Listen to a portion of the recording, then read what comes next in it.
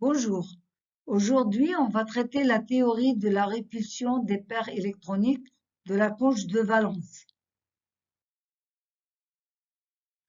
Donc, je vous rappelle qu'on avait traité le modèle de Lewis qui a mis en évidence les doublés liants et les doublés non liants. Mais ce modèle ne permet pas de prévoir ni la géométrie de la molécule, ni l'existence de moments dipolaires permanents de certaines molécules. Il ne peut pas expliquer la liaison à un électron de certaines molécules, comme par exemple H2+. Donc H2+, comme vous le savez, un atome, il a un électron et l'autre atome, il n'a pas d'électron. Donc la liaison est assurée par un seul électron. Donc ce qui est impossible dans le cas de Lewis. Il ne peut pas expliquer ce modèle de paramagnétisme de certaines molécules comme la molécule O2. Comme vous l'avez déjà vu, la molécule O2 d'après Lewis. Donc, et autour de chaque oxygène, nous avons deux doublés liants et deux doublés non liants. Donc, tous les électrons sont couplés. Or, la molécule O2, elle est paramagnétisme. Donc, le modèle de Lewis ne peut pas expliquer ce paramagnétisme, c'est-à-dire l'existence des électrons célibataires. Et il ne peut pas déduire non plus les énergies de la liaison. Donc, d'une liaison, il a une énergie, il ne peut pas déduire cette énergie. D'où la théorie de la répulsion des paires électroniques de la couche de valence. La représentation des molécules par les structures de Lewis n'a été accompagnée d'aucune considération de géométrie moléculaire. Donc, la structure de Lewis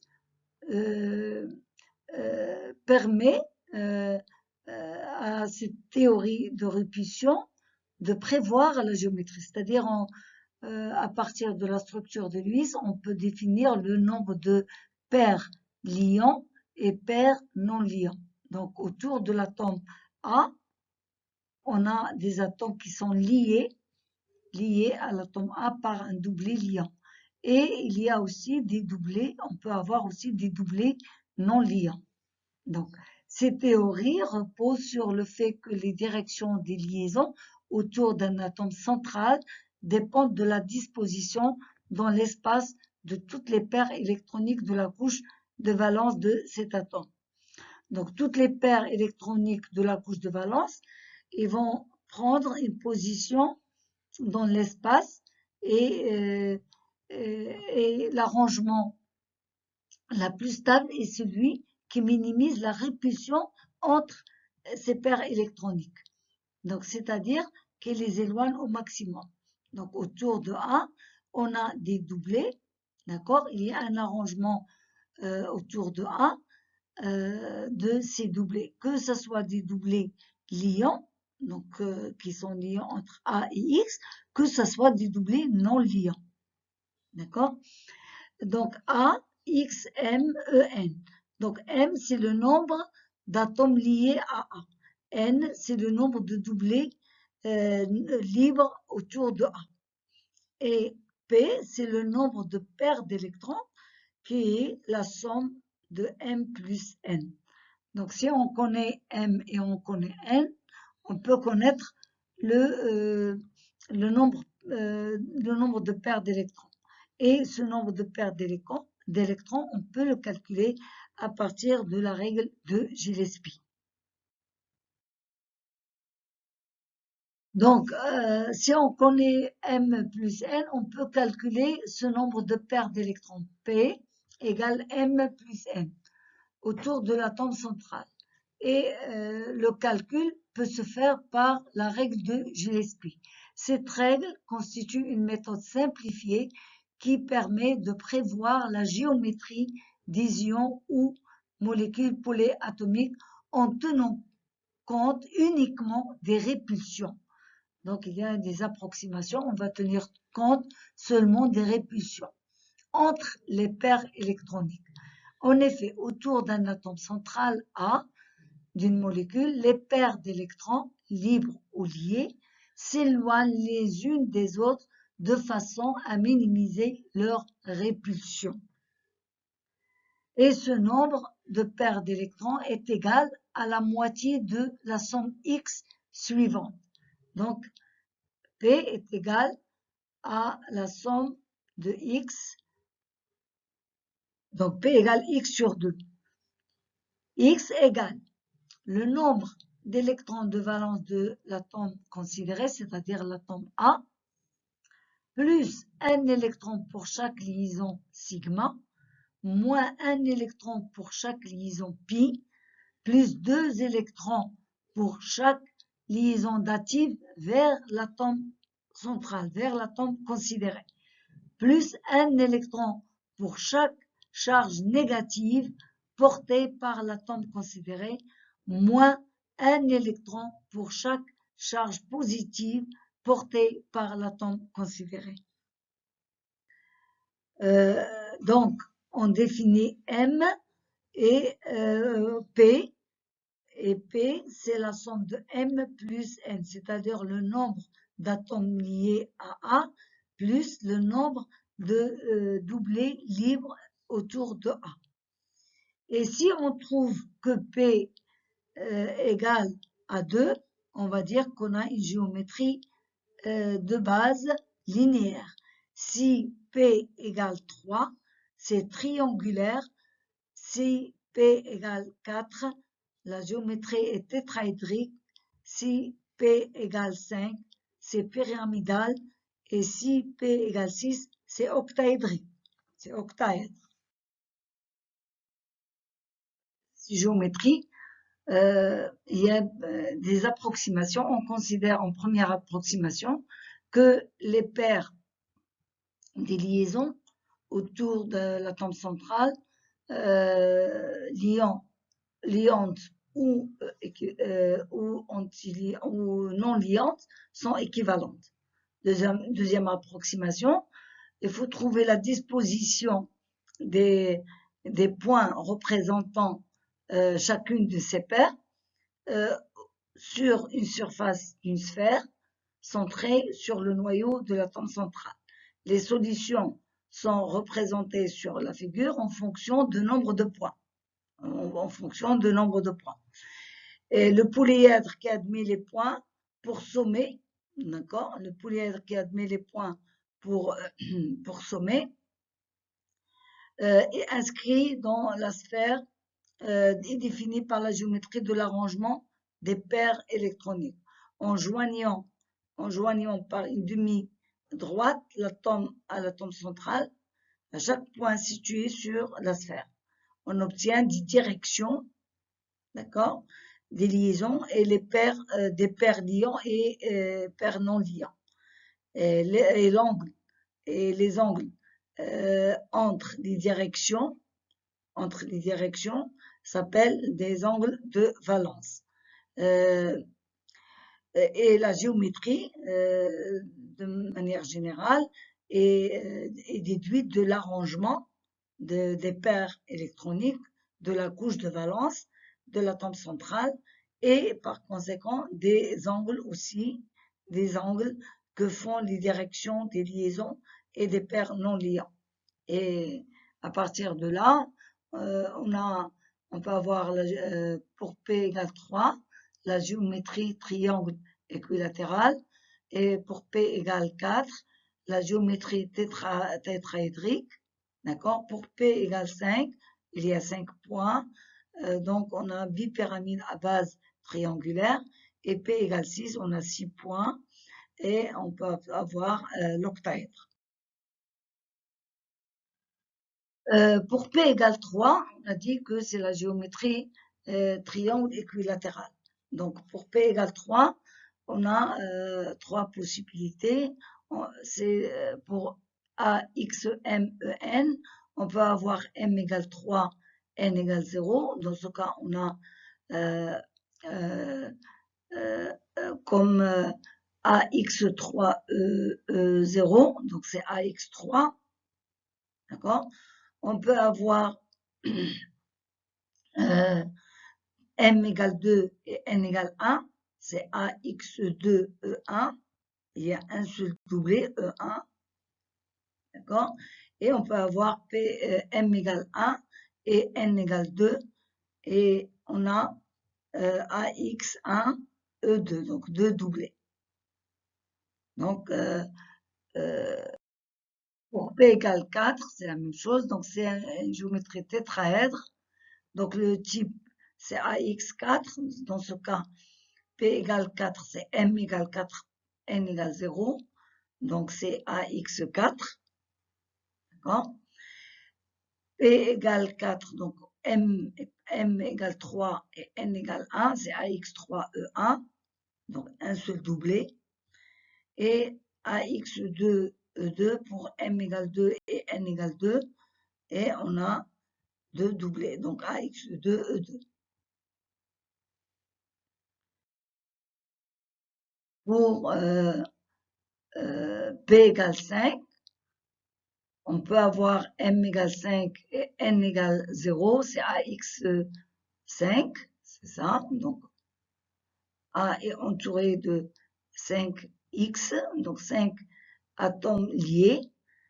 On peut avoir M égale 4 et N égale 1, c'est AX4E1, c'est un seul doublé.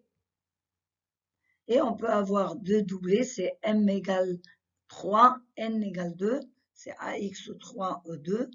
Et on peut avoir aussi M égale N, M égale 2 et N égale 3, AX2, E3. Donc 3 doublés et 3 doublés non liants et 2 doublés liants.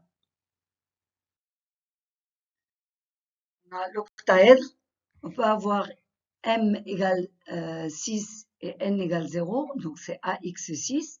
Donc l'atome A est entouré de 6 atomes X identiques, donc 6 doublés liants. Et on peut avoir M égale 5, N égale 1, donc c'est AX5E1, un seul doublé non liant et 5 doublés liants autour de A. On va avoir aussi M égale 4, N égale 2, c'est AX4E2, donc 2 doublés non liants et 4 doublés liants avec X, et M égale 3, N égale 3. Dans ce cas, on a 3 doublés non liants et 3 doublés liants avec X. Et enfin, on a AX2E4, donc c'est 2 liaisons avec X, A est entouré de 2X et 4 doublés non liants. Ce qu'on a dit jusqu'à présent. Donc là, on représente P, le nombre de paires d'électrons, qui est égal à M plus N. Pour P égale 2, comme figure de répulsion, on a une droite. Mais comme géométrie, c'est linéaire. Donc c'est AX2 et AXE. Pour P égale 3, on a comme figure de répulsion, figure de triangle équilatéral. Si on a un doublé non liant, c'est coudé forme V. Si on a deux doublés non liants, c'est linéaire. Pour tétraèdre, donc P égale 4, c'est tétraèdre comme figure de répulsion. Si on a un seul doublé, c'est bipyramide déformé. Si on a deux doublés, c'est coudé forme V. Et si on a 3 doublés, c'est bipyramide triangle. Pour P égale 5, comme figure de répulsion, c'est bipyramide triangle. Et si on a un seul doublé, c'est bipyramide déformé. Si on a deux doublés non liants, c'est forme T. Si on a 3 doublés non liants, c'est linéaire. Si on a 4 doublés non liants, c'est linéaire aussi. Donc, pour 3 doublés non liants, c'est linéaire avec 3 atomes. Et si on a 4 doublés non liants, c'est linéaire avec 2 atomes. C'est AX. Et ici, c'est AX2. Pour 3 atomes, c'est AX2. Pour P égale 6, comme figure de répulsion, c'est octaèdre. Si on a un seul doublé non liant, c'est pyramide carré. Si on a deux doublés non liants, c'est carré plane. On va étudier l'influence des facteurs qui modifient l'angle de valence. Dans un premier temps, on peut parler du nombre de n de paires libres. On prend comme exemple une série comme des tétraèdres. Donc, comme figure de répulsion, c'est un tétraèdre. Soit un tétraèdre régulier AX4, donc où il y a pas de doublé non liant, et on prend un autre AX3E avec un seul doublé non liant, et là vous avez deux doublés non liants. Donc toujours même figure de répulsion, c'est un tétraèdre, mais on a le cas où il n'y a pas de doublé libre, et là il y a un seul doublé libre, et là il y a deux doublés libres. Donc l'angle de valence, donc c'est XAX, l'angle de valence, il dépend de nombre de doublés libres. C'est-à-dire, là où il n'y a pas de doublé, l'angle de valence, elle est de 109,5. Et si on a un seul doublé, l'angle diminue, il est à 107,3. Lorsqu'on a deux doublés, l'angle diminue encore plus, il devient 104,5. Cette diminution régulière est due aux répulsions des paires libres qui occupent autour de l'atome A un volume plus important que les paires liées, essentiellement bloquées entre A et B. Donc là, vous avez, je représente ici de manière simple XAX ici et XAX avec un doublé et XAX avec deux doublés. Donc ici, là où il n'y a pas de doublé, là il y a un seul doublé et là il y a deux doublés. Donc, qu'est-ce qui se passe? On a dit que c'est dû aux répulsions des paires libres. Donc, ces paires libres, ils prennent beaucoup de volume dans l'espace. Donc, ils vont pousser, d'accord, l'angle vers l'intérieur. Donc, puisque le volume, c'est important par rapport au cas où il n'y a pas de doublé, donc il va pousser l'angle. Donc, l'angle va se fermer. C'est pour ça il passe de 109,5 à 107,3. Et ici, il y a deux doublés. Donc, il y a un volume encore plus important. Donc, l'angle, il va se fermer encore plus. Donc, c'est pour ça qu'il passe de 107,3 dans le cas où il y a un seul doublé à 104,5 où il y a deux doublés. Deuxième cas, c'est l'influence de l'électronégativité de l'atome central A. On a la même géométrie pour ces quatre molécules. Ils ont un point commun, un seul doublé non liant. Ils ont X est égal à H. Le seul point qui change, c'est l'atome A. Donc, dans le groupe, donc ces atomes A, ces éléments, ils se trouvent dans le groupe 5A. Donc, dans ce groupe, l'électronégativité décroît de l'azote à l'antimoine. Donc, les paires liées, c'est-à-dire A, H, A, les paires liées sont attirées vers l'atome de l'azote, parce que l'azote est plus électronégatif, d'accord? Donc, ici, l'angle, il s'ouvre. Ils sont plus attirés vers l'azote que vers l'antimoine. Donc ici, ils sont attirés, mais moins que dans le cas de l'azote. Donc l'angle, il s'ouvre moins ici, il s'ouvre plus ici. C'est pour ça on a un angle de valencien dans le cas de NH3, il est plus grand que dans le cas de PH3, d'accord? Et bon, c'est encore plus grand que dans le cas de l'arsenic H3 et encore plus grand que dans le cas de l'antimoine H3. D'accord? Donc, c'est l'effet de l'électronégativité de l'atome central. Plus on va vers l'azote, plus l'angle il s'ouvre parce que l'azote est plus électronégatif. Donc, leur répulsion est plus forte et l'angle de Valencien plus élevé. Donc, parce qu'il y a une répulsion plus forte. Troisième cas, c'est l'effet de l'électronégativité de l'atome X. Donc là, on prend deux exemples.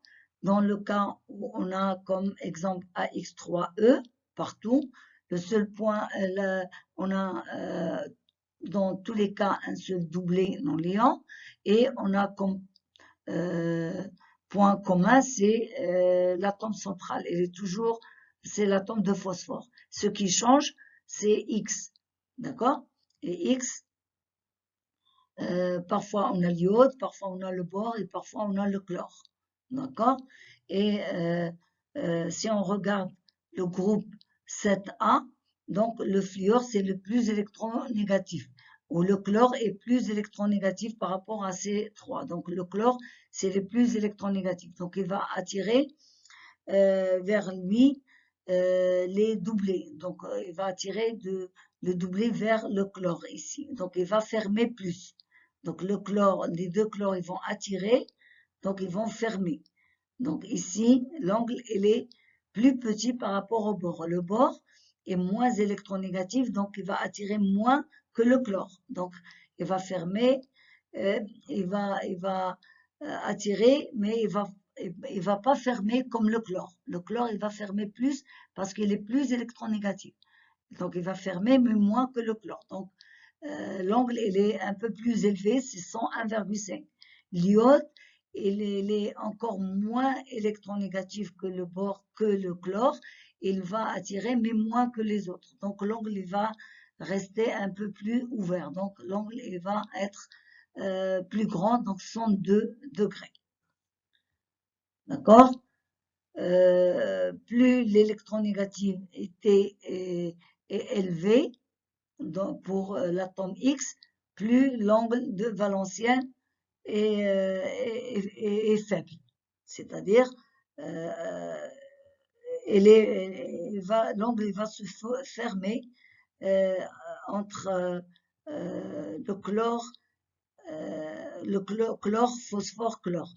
Et il va se fermer plus que dans le cas de l'iode, phosphore, l'iode. Donc là, ici, l'angle sera plus petit dans le cas de chlore et plus grand dans le cas de l'iode. Et la même chose pour AX2E. Donc, si vous avez, c'est un triangle équilatéral, donc vous avez un seul doublé. Donc, je représente un seul doublé ici et je représente l'angle. À chaque fois, on a NO, NO, NO, mais on a un seul X qui change. Donc ici le fluor, le chlore et le bore. Le fluor c'est le plus électronégatif. Donc s'il va attirer plus, donc il va fermer l'angle plus. Donc on a un angle plus petit. Le chlore il va fermer, mais moins que le fluor. Donc l'angle il va rester un peu plus ouvert, donc il est à 113 au lieu de 110. Et dans le cas de bore, le bore il est moins électronégatif que les deux autres. Donc il va attirer les doublés, mais il va laisser ouvert un peu plus. Donc c'est 117 degrés. Donc cette méthode-là de répulsion apporte rapidement des renseignements sur la géométrie spatiale des molécules, confirmés par les analyses de structure aux rayons X.